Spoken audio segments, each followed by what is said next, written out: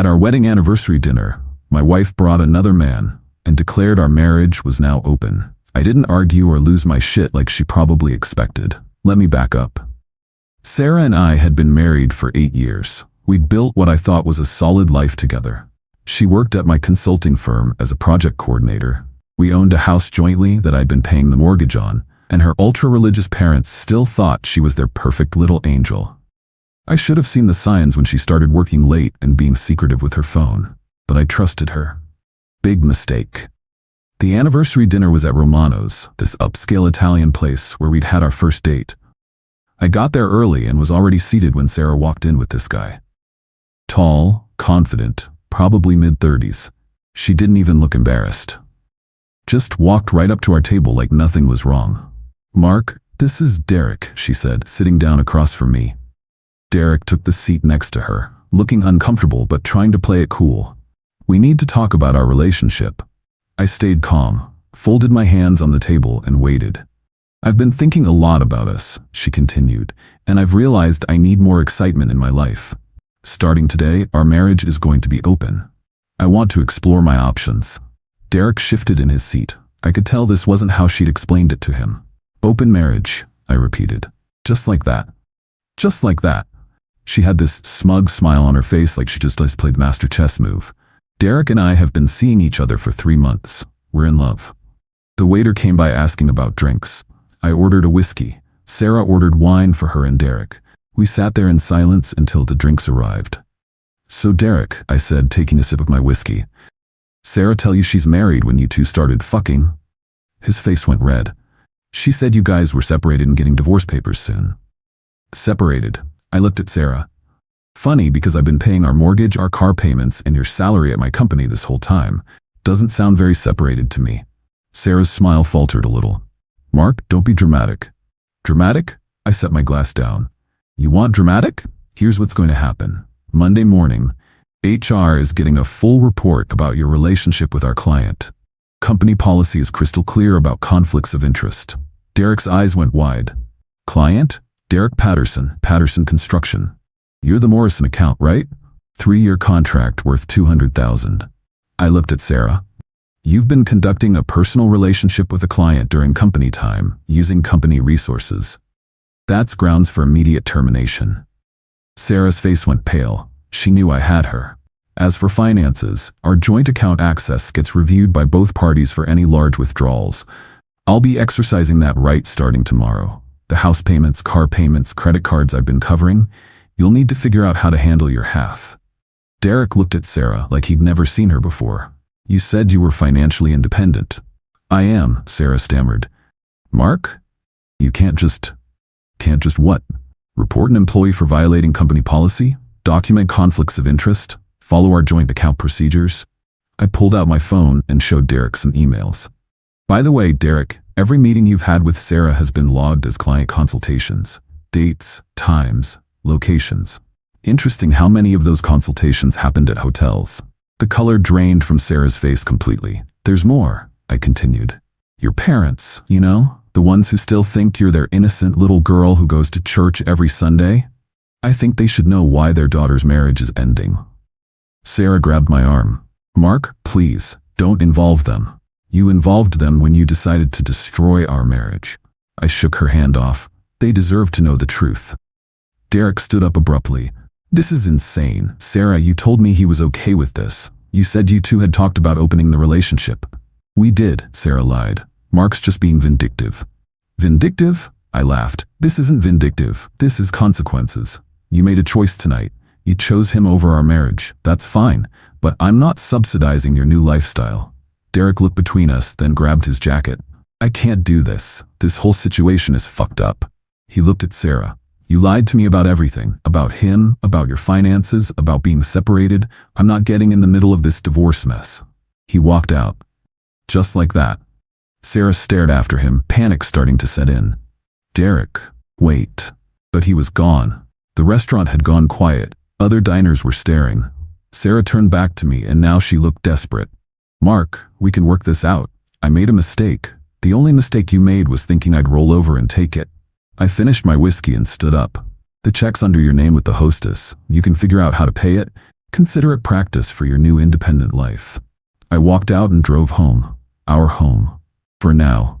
The next morning I called my lawyer, Jim Morrison. We'd gone to college together, and he specialized in divorce cases. I explained the situation over coffee at his office. She brought her boyfriend to your anniversary dinner? Jim shook his head. That's cold even by divorce standards. Gets better. She works for me. Conflict of interest with a major client. That's actually good for you. Clear policy violation makes the termination clean. What about assets? House is joint ownership, but I've been making the payments. Joint checking has about $30,000. I want to protect my half and document everything for the divorce. Smart. We'll file immediately and request temporary orders. Joint account protection, asset preservation, the works. What about her family? Religious conservatives. They have no idea what she's been up to. You planning to tell them? That conversation needs to happen. Sunday evening I called Sarah's parents. Her mom, Linda, answered. She'd always treated me like family. Mark, how was your anniversary dinner? That's actually why I'm calling, Linda. Sarah and I are getting divorced. Silence. Then, what? What happened?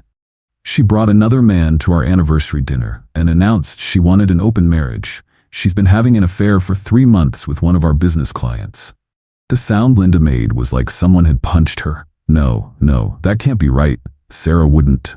I'm sorry, Linda. I wish I had better news. Where is she now? She stayed at a hotel last night. We haven't talked since the restaurant.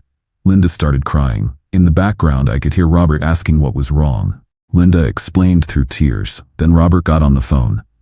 Mark, son, I'm so sorry. We had no idea. I know you didn't. You raised her better than this. Have you talked to a lawyer? Filing papers Monday. I wanted you to hear it from me first. Robert was quiet for a long time. We appreciate that. This is a lot to process. I understand. Take your time. After I hung up, I felt bad about involving them, but they'd find out eventually through the divorce proceedings. Monday morning, I got to the office early and called HR. Margaret, our HR director, was a no-nonsense woman who took policy violations seriously. Mark, what can I do for you? I need to report a conflict of interest situation. Sarah's been having a personal relationship with Derek Patterson from Patterson Construction. Personal relationship? They've been having an affair for 3 months, meeting during business hours, using our client management system to coordinate personal meetings. Margaret was quiet for a moment. Do you have documentation? Email logs, meeting schedules, expense reports. Derek admitted to the relationship Saturday night. This is serious. I'll need to conduct a formal investigation before any employment action. I understand. How long does that typically take? 72 hours for preliminary findings. We'll need to interview both parties and review all documentation. Sarah's out today, personal day. I'll reach out to her tomorrow. In the meantime, I'll review the client files. Around noon, Derek called my direct line. I was surprised to hear from him. Mark, this is Derek Patterson. Can we talk? Sure, what's on your mind? I owe you an apology. Sarah lied to me about your situation. She told me you were separated and planning to divorce anyway. She lied about a lot of things. Yeah, I'm figuring that out. She showed up at my office this morning, demanding to know why I left. Started talking about how we were going to move in together and how I was going to help support her. Derek sounded exhausted. I told her I wasn't ready for that level of commitment. We'd only been seeing each other a few months. What did she say to that? She got angry, said I'd made promises, started threatening to tell people I'd let her on. He paused. Mark, I never promised to support her financially. That never came up. I believe you. I'm ending the relationship. This whole situation is too complicated. I don't want any part of a divorce. That's probably wise. After Derek hung up, I actually felt sorry for the guy. Sarah had manipulated him just like she'd been manipulating me. Tuesday morning, Margaret called me into her office. She had a stack of papers on her desk. I've completed the preliminary investigation, she said. The evidence is clear. Sarah used company resources to facilitate a personal relationship with a client. That's a direct violation of our conflict of interest policy. What's the next step? Formal disciplinary action. Given the severity and the client relationship, I'm recommending termination. When does that happen? I'll call Sarah in today. She'll have a chance to respond to the findings, but the evidence is overwhelming. That afternoon, Sarah came storming into my office without knocking. You bastard, she said. HR called me in for some bullshit investigation. It's not bullshit. You violated company policy. This is retaliation for Saturday night. This is consequences for conducting an affair with a client using company time and resources. Sarah sat down uninvited. I'll fight this. Wrongful termination. Go ahead. Margaret has documentation going back 3 months, hotel receipts charged to your company card, client meetings that never happened, personal emails sent from your work account. Her confidence cracked. Mark, we can work this out. No, we can't. You made your choice Saturday night. What if I end things with Derek? You already did. He called yesterday. Doesn't want any part of this mess. Sarah's face went white. He ended it? Apparently you got a little too clingy. Started talking about him supporting you financially. She put her head in her hands. For the first time since Saturday, she looked genuinely upset. I fucked up, she said quietly. Yeah, you did. Can we try counseling? Work on the marriage? The marriage ended Saturday night. You killed it when you brought Derek to our anniversary dinner. Sarah left without another word. An hour later, Margaret called to confirm the termination was complete.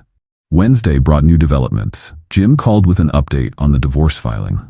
Good news. The court granted our request for temporary orders. Joint accounts are protected, house payments continue as normal, and Sarah can't dispose of any major assets without court approval. What about her response? She has 30 days to file. Her lawyer called this morning fishing for a settlement discussion. Already? Losing her job spooked them. They know she can't afford a long court battle. What are they proposing? Standard 50-50 split. They want her to keep the house. She can't afford the mortgage payments without her salary. Exactly. They'll have to come up with something more realistic. Thursday evening, Sarah's mom called. She sounded exhausted. Mark? We've been trying to reach Sarah, but she's not answering her phone. I don't know where she is, Linda. We're not talking. Her father and I have been praying about this situation. We love Sarah, but what she did was wrong. I appreciate that.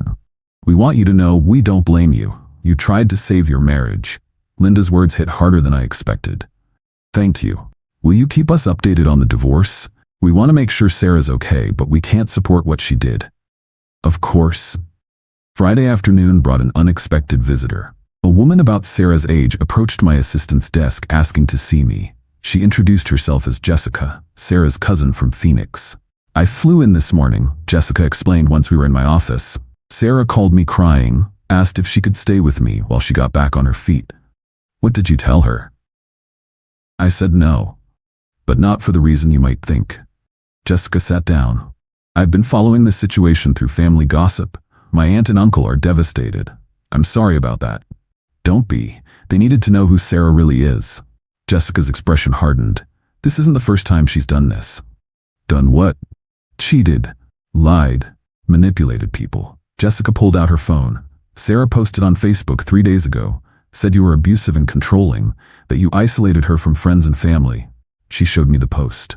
It had dozens of sympathetic comments from people I didn't even recognize. That's not true, I said. I know, I commented on the post asking for details. When she couldn't provide any, I started asking other family members questions. Jessica put her phone away. Turns out Sarah's been lying about a lot of things for years. Like what? Money problems she blamed on you. Job issues she said were discrimination. Even some health scares that turned out to be completely fake. I leaned back in my chair. 8 years of marriage and I'd never seen through any of it. Why are you telling me this? Because my aunt and uncle are good people who've been manipulated by their daughter, and because I wanted you to know that some of us see through her act. Jessica stood up. I also wanted to warn you, Sarah's desperate. She lost Derek, lost her job, and now she's losing family support. Desperate people do stupid things. What kind of stupid things? False accusations, harassment, stalking. Jessica handed me a business card. This is my attorney in Phoenix. If Sarah escalates things, call him. He's dealt with situations like this before. After Jessica left, I sat in my office thinking about everything she'd told me. The woman I'd been married to for 8 years was essentially a stranger. That weekend was quiet. No calls, no surprise visits, no drama. I started to think maybe Sarah had accepted reality and was planning to move on quietly. I was wrong. Monday morning, my assistant handed me a certified letter that had been delivered over the weekend. It was from a lawyer I'd never heard of, representing Sarah. The letter accused me of wrongful termination, sexual harassment, and emotional abuse. It demanded I reinstate her employment immediately and pay damages. I called Jim immediately. "They're desperate," he said after I read him the letter. "Sexual harassment? You're married to her." "We're married." "Even so, this is a Hail Mary. Her lawyer knows she doesn't have a case. This is pure intimidation." "What do I do?" "I'll respond with our evidence. The affair documentation, the policy violations, the client relationship. Once they see what we have, they'll back off. And if they don't, then we countersue for defamation and extortion. Trust me, they don't want that fight." Tuesday brought more fallout. Margaret knocked on my office door looking concerned. "Mark, we have a problem. Sarah's been calling our clients directly." "What clients?" "Patterson Construction, for starters. She told Derek's office manager that you were harassing her and trying to destroy their business relationship." "What did they say?" "Derek's manager hung up on her, but she also called Morrison Industries and Blackstone Development. Same story with both of them." This was escalating beyond what I'd expected. "What's our exposure?" "Minimal. All 3 clients called me directly to confirm the story wasn't true. But this could be considered interference with business relationships." "Can we get a restraining order?" "Talk to your lawyer. This goes beyond employment issues now." I called Jim immediately. Within 2 hours, we had an emergency hearing scheduled for Thursday morning. Wednesday evening, Sarah's dad called. He sounded tired. "Mark, we heard Sarah's been causing trouble at your work." "Where did you hear that?" "She called Linda yesterday, screaming about how you were destroying her reputation and turning everyone against her." Robert paused. "Son, Linda and I have made a decision. We can't enable this behavior anymore. We love Sarah, but she needs to face the consequences of her choices." "I understand. We're not taking her calls anymore. We told her if she wants to reconcile with the family, she needs to get professional help first." "That must have been hard. Hardest thing we've ever done. But we can't watch her destroy more lives." Thursday morning's restraining order hearing was brief. Sarah didn't show up, but her lawyer argued the case was just a bitter divorce dispute. The judge wasn't buying it. Client interference and workplace harassment go beyond marital issues. Restraining order granted.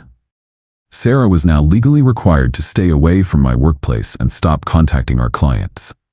That afternoon, Jim called with news about the divorce. Sarah's lawyer wants to meet. They're ready to settle. What changed their mind? The restraining order. Plus her parents cut off financial support. She can't afford to drag this out. What are the terms? House gets sold. You keep 60% after mortgage payoff. She keeps her personal accounts and car. You keep the business and investments. No alimony. What about her harassment claims? They'll withdraw everything in exchange for a clean divorce. When do we sign? Papers will be ready next week. The house sold within a month. Sarah got about $25,000 after all fees and mortgage payoff. Not enough to start over comfortably, but more than her behavior deserved. I heard through mutual acquaintances that she'd moved back to Phoenix. Someone said she was working retail. Someone else said she was living with a new boyfriend. I didn't care enough to verify either story. The divorce was finalized on a Tuesday in December. I went to court alone. Sarah attended by phone from Arizona. Her lawyer filed the papers and the judge signed off. 8 years of marriage ended with a signature and a file stamp. Walking out of the courthouse, I felt lighter than I had in months. I drove to my new apartment, opened a bottle of wine I'd been saving, and deleted Sarah's contact information from my phone. That evening, I got a friend request on Facebook from someone named Jennifer Walsh. Her profile picture showed a woman about my age with kind eyes and a genuine smile. Her message was simple. Jim Morrison suggested I reach out. Coffee sometime? I looked at her profile. Teacher, divorced, no drama in sight. I sent back a simple response. Coffee sounds good. For the first time in years, I was looking forward to what came next. I blocked Sarah's number and went to bed.